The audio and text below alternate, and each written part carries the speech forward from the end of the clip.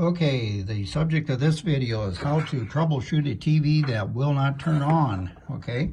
Very first thing that you want to do is to check your remote, because if the remote batteries are dead, it will not operate. This whole system is now operated not by the television buttons that are on the end of the television or the top of TV.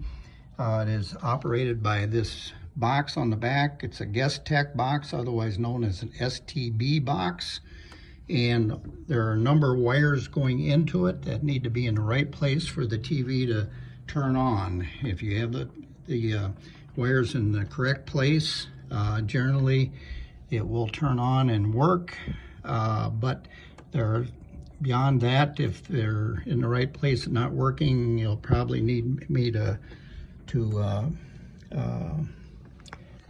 diagnose it. So, okay, the very first thing you do after you turn it on, when you turn the TV on, you're going to see a blinking light. That's usually blinking. It'll start blinking here in just a little bit when it turns on, down here in the corner of the TV, and that'll tell you that there's power to it. You'll see HD TV, and often you'll see HDMI 1 or 2 up in the top corner. That'll tell you which one is being used on this TV, what the TV is programmed to. Going to the back of the, if you don't see those things happening after you press the button, if it's completely dead, check the remote. Very first thing, check the remote. If the remote is dead, you're not going to get any activity out of this box, and nothing on the front will show. This red light should come on as you press the button, and if it comes on and blinks, it's a weak battery. But if it comes on and goes off right away, that generally indicates the batteries are okay, the batteries are in there. We've had cases where people have actually stolen the batteries out of the remote. So if you're very first thing, one way to check the remote is to go to another TV or get a remote from another TV and try it on this TV. Sometimes, quite often, that'll work, because if the remote is dead, you're not going to get anything out of this box, okay? Also, the next thing is to make sure that you have power to the TV. You'll see in the far corner down here, this is the power to the TV, and this is the power to the box, okay, or the STB box, okay? They both need to be plugged in, okay?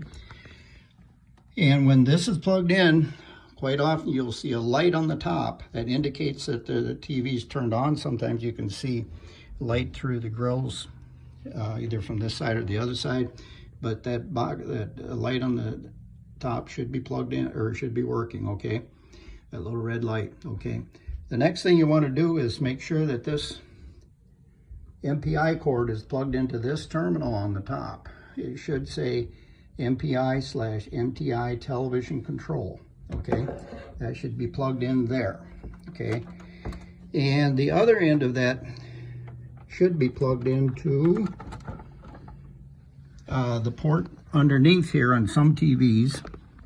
Let's see if I can actually get a picture of it. I don't know if I can't get up there and see here.